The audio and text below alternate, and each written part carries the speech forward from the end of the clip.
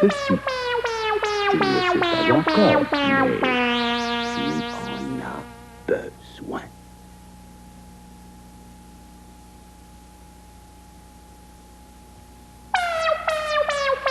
Tu avais besoin de ce produit. Je suis là pour te le vendre. L'objectif premier de la publicité étant de persuader le consommateur, il est donc fondamental pour le publicitaire de bien connaître ce dernier. C'est ce que permet entre autres une discipline comme la psychologie sociale. L'émission de ce soir a donc pour objectif de découvrir l'importance de cette discipline et d'en dégager la finalité spécifique. La psychologie sociale est en effet un outil précieux mis à la disposition des publicitaires pour mieux connaître et comprendre le consommateur dans ses attitudes de motivation et comportement, et pour être en mesure de le catégoriser en groupes cibles.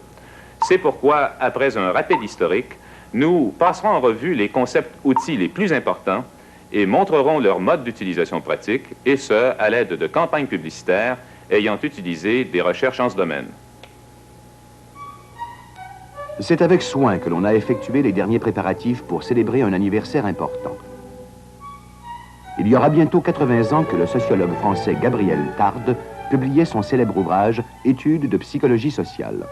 En effet, c'est en 1898 que ce sociologue fit œuvre de pionnier.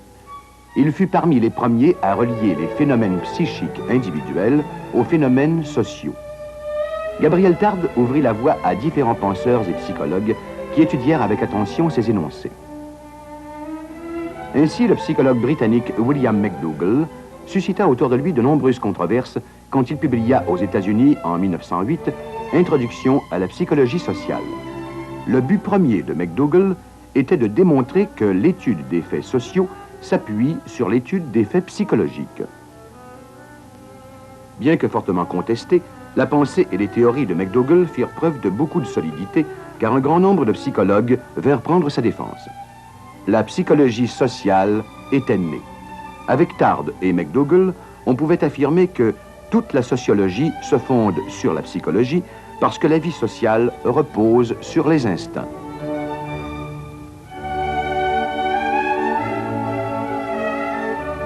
Toutefois, à cette époque apparurent les behavioristes. Ces derniers devinrent les adversaires les plus acharnés de la psychologie sociale, telle que définie par Tarde et McDougall. Les behavioristes constatent que l'homme excelle à contracter des habitudes. Et ils prétendent que ceux qui sont considérés comme des instincts par Tarde et McDougall ne sont en réalité que des habitudes qui ont envahi l'enfant précocement. La relation entre l'individu et la société est conditionnée par la tradition et par l'éducation. Pour les behavioristes, confondre l'instinct et l'habitude est une grave erreur et cela donne naissance à une autre théorie. L. H. Allport publie en 1924 un volume intitulé « Psychologie sociale », dans lequel sa nouvelle doctrine est systématisée. Quoi qu'il en soit, toutes ces théories et toutes ces controverses n'auraient pas existé si l'ouvrage de Tarde n'avait pas été publié il y a 80 ans. Ouvrage qui a permis, dans certains domaines, une évolution surprenante. Bon anniversaire, Gabriel Tarde. La psychologie sociale tient à la fois de la psychologie et de la sociologie. Elle tient de la psychologie, mais s'en éloigne aussi sous certains aspects. Par exemple, les psychologues, eux, cherchent à faire des études en laboratoire, d'étudier les fonctionnements des systèmes physiologiques, perceptifs, et puis d'extrapoler ça à un ensemble psychologique. Les sociologues, eux, ils essaient plutôt d'étudier les grands groupes, de voir le fonctionnement de certains aspects de la société, par exemple de la famille, je sais pas, de la vie militaire, du système économique. Et puis finalement, eux, les psychologues sociaux s'intéressent aux deux aspects simultanément. Et surtout, ils ont mis à ce jour des méthodes particulières, des méthodes qui lui sont propres et qui ont été reprises par la suite par les psychologues ou par les sociologues. On peut penser aux méthodes, par exemple, d'échantillonnage, qui permettent, à partir d'un échantillon réduit de la société, d'extrapoler les résultats obtenus à tout l'ensemble de la société. On peut penser aux méthodes d'interview, où on a mis au point des règles qui nous assurent que les résultats et l'information tirée d'interview serviront à extrapoler et de tirer des conclusions scientifiques sur l'information obtenue. On peut penser aux méthodes d'analyse de contenu qui permettent, par exemple, d'étudier des messages ou un ensemble de messages pour essayer de vérifier les valeurs sous-jacentes à ça et de voir comment cela peut influencer la société. On peut penser aussi au panel, c'est-à-dire un ensemble, une espèce d'échantillon représentatif de la population qu'on étudie sur un laps de temps relativement long pour voir comment ils se comportent, quelles sont leurs attitudes. Et ces panels-là ont été bien sûr repris par les publicitaires, comme toutes les autres méthodes d'ailleurs qui ont été mises à jour par les psychologues sociaux. Les publicitaires s'en resservent pour mettre au point leur message de façon plus efficace et surtout étudier les cibles pour voir quelles sont les attitudes qu'on peut solliciter chez eux et, en fond, pour mettre au point le ton sur lequel on va leur parler. La psychologie analyse les faits de la conscience individuelle. La sociologie analyse les faits sociaux ou comportements de masse. La psychologie sociale interprète les comportements individuels observés en situation de groupe.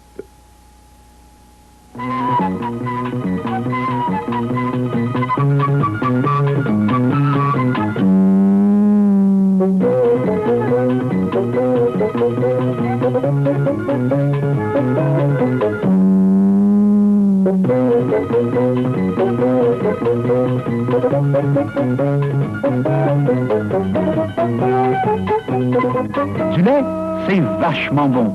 Monsieur Labonté, vous êtes directeur de la promotion à la Fédération des producteurs de lait du Québec, laquelle fédération a, au cours des dernières années, réalisé un certain nombre de campagnes publicitaires destinées à stimuler la consommation de lait au Québec.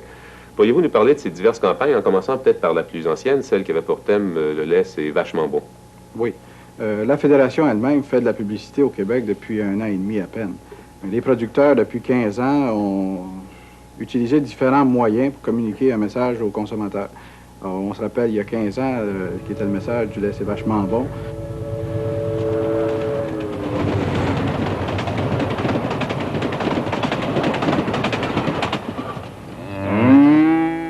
Il y a eu aussi, il y a 2 ans, du lait, on en boit, on en boira. Ça, c'est la campagne qui a suivi celle du lait, le lait, c'est vachement exact. bon. Oui, c'est exact. Et quels ont été les succès de cette campagne-là? Et sur quoi s'est-on appuyé un peu pour bâtir, pour la modifier? Pourquoi sentait-on besoin de modifier la campagne? Du lait, on en boit, on en boira, était basé sur une recherche qui avait été faite à la grandeur du pays et aussi au Québec.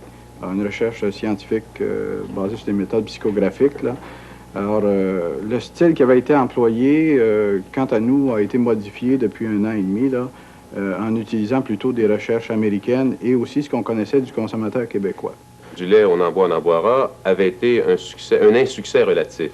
C'est-à-dire qu'on avait quand même assisté à une diminution de la consommation de lait au cours des dernières années. Pas uniquement à cause de la campagne, bien sûr, à cause d'autres facteurs, mais il y avait eu diminution. La campagne qui vise les jeunes, quels étaient peut-être les objectifs de départ et quels ont été les résultats jusqu'à maintenant? Bon, alors en 1975, on expérimentait là, une diminution de marché. Les ventes baissaient de 2 %. Notre objectif au départ, c'était au moins d'arrêter la diminution de consommation. En 1976, notre année se termine avec un accroissement de vente de 3 %. Avec une augmentation de vente de 3 %. Non seulement vous avez stoppé la diminution, mais vous avez réussi à augmenter la consommation de lait.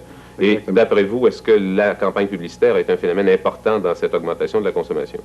Sûrement, parce qu'en juillet 1976, on a fait une petite recherche pour voir si on était sur la bonne ligne. C'est-à-dire une fois la campagne en marche? Une fois la campagne en marche, et puis les sondages ont été excellents, ont été très bons. Si je comprends bien, vous avez utilisé des techniques de segmentation de marché d'études américaines pour bâtir la campagne, et une fois la campagne en marche, vous avez réévalué à partir d'études faites au Québec pour réajuster la campagne. Exactement. Je pense que c'est important, là, en cours de route, d'évaluer ce qu'on fait et puis d'ajuster notre tir en conséquence. Et est-ce que ça a amené une modification du tir, justement, cette réévaluation? Oui, on avait parti en début de 1976 avec la campagne « À chacun son verre de lait » où on voyait des jeunes, une dizaine de jeunes s'amuser en buvant du lait.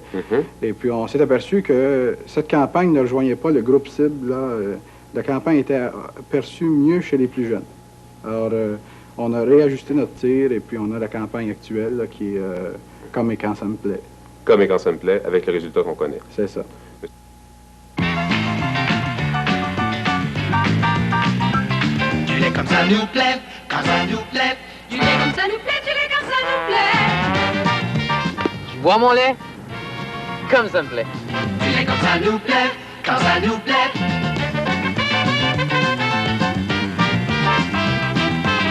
On boit notre lait comme ça nous plaît. Comme et quand ça me plaît.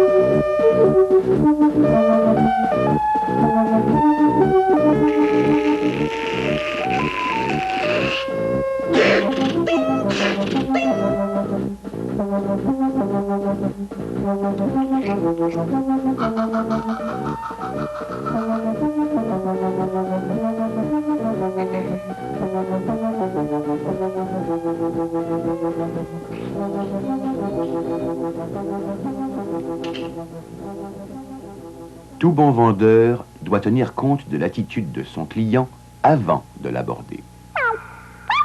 Le publicitaire considère la prédisposition générale d'un individu à réagir dans un sens donné, quelle que soit la situation particulière. C'est la définition qu'il se donne de l'attitude.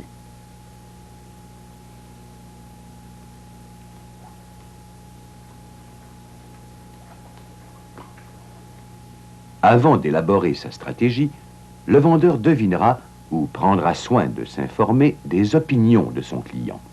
Une fois informé, le vendeur attaquera avec beaucoup plus d'assurance. De la même façon, le publicitaire tentera de connaître l'expression verbale des attitudes des consommateurs.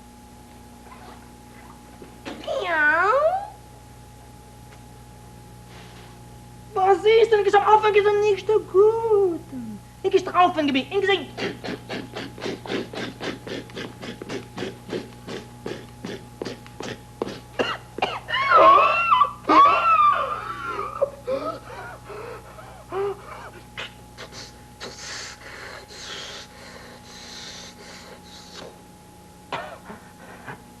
Avant de vendre une voiture, un vendeur habile commence par faire valoir les avantages de la voiture.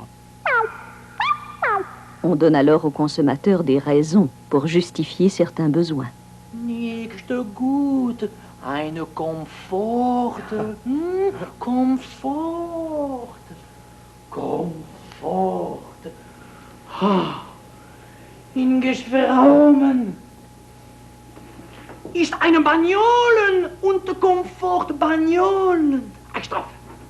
Ja. Ja.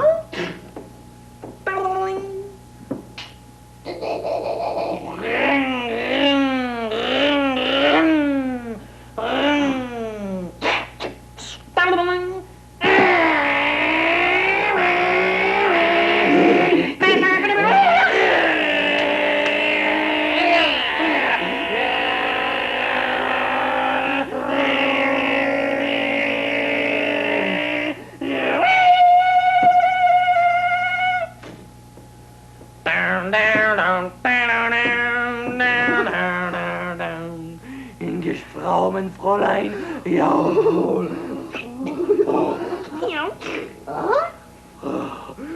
Après avoir intéressé son client, le vendeur met en évidence les qualités exceptionnelles de sa voiture.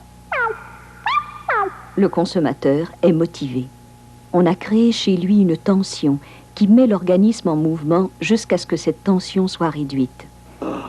Lili, Lili, Ingefraumen.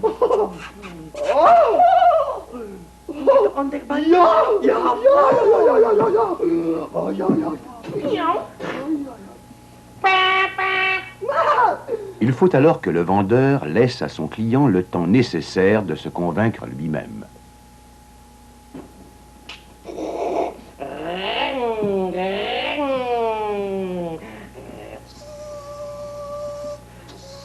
Automatique. Gute Stop. Ja. Ist drauf.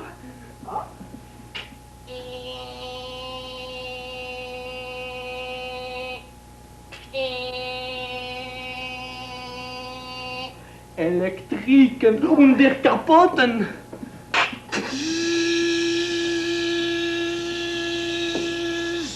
Aha. En der Bagagen. Ja.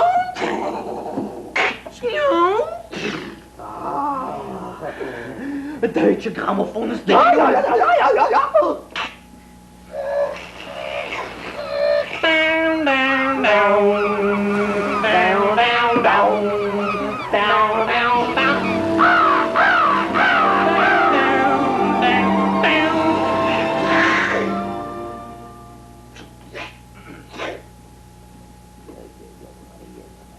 Ist eine gute Decision. Décision. Eine gute Décision.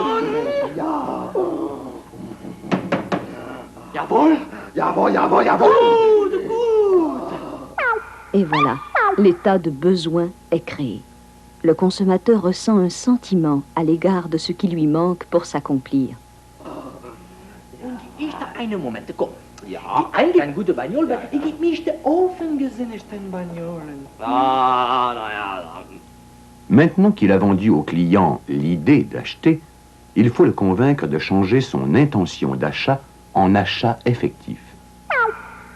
Le publicitaire tient compte des réactions objectivement observables aux stimuli extérieurs. En je eist hem ook in mijn steinen Bagnolen.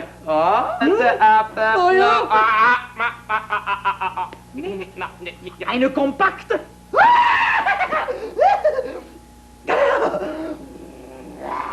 Le vendeur astucieux ne laisse jamais au client le temps de remettre en question sa décision d'acheter.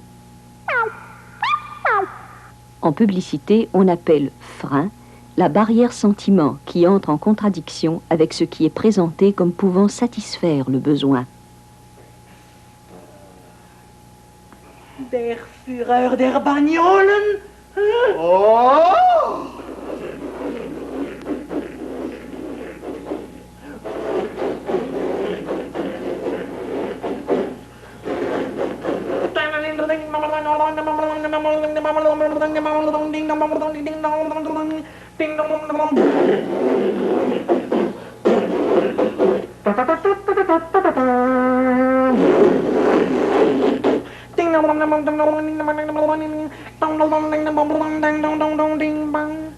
Doucement, avec délicatesse, le vendeur a conduit son client vers le sommet. Il a comblé tous ses désirs. Le consommateur aspire vers ce qu'il souhaite. Ist eine kolossale Bagnolen. Eine gute Suspension, eine gute Stop, deutsche Grammophon, Vinylen, eine gute Strukturen. Ja. Der Bagnol ist ein Bagnol. Ja. Gut.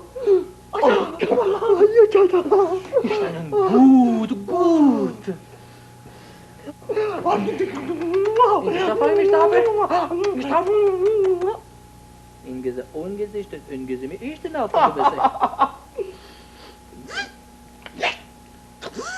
Das ist gut. Danke. Ich auf mich dann.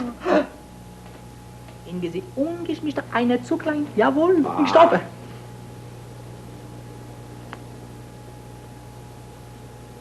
Anche fraia, non vorrei che sente che fromaia sa grama sa la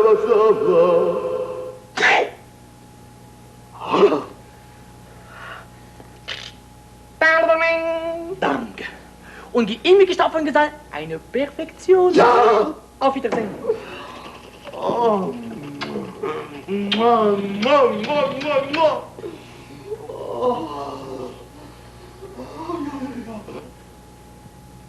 Eine gute Bagnole, Perfektion.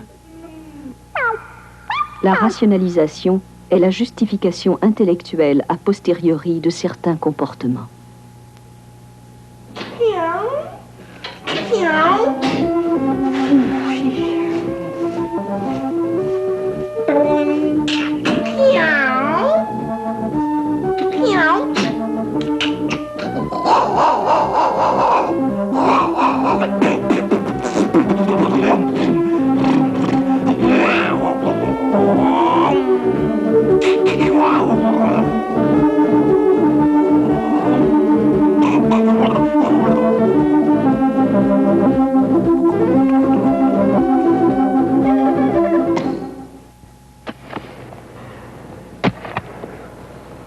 On pique ou on pique pas?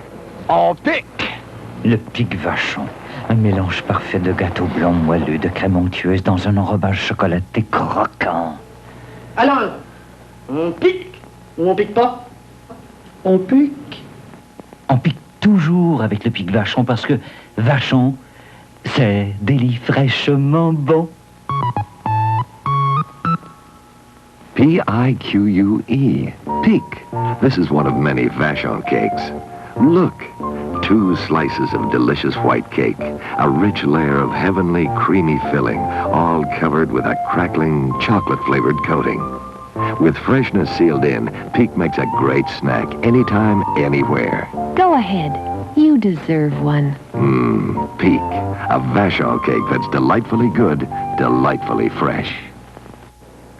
Monsieur Dion, nous venons de voir à l'écran 2 commerciaux, l'un s'adressant à un public anglophone, ontarien, l'autre s'adressant à un public francophone québécois pour le même produit, le produit Vachon. Pourquoi ces 2 commerciaux? Pourquoi ces techniques différentes et quel objectif vise-t-on?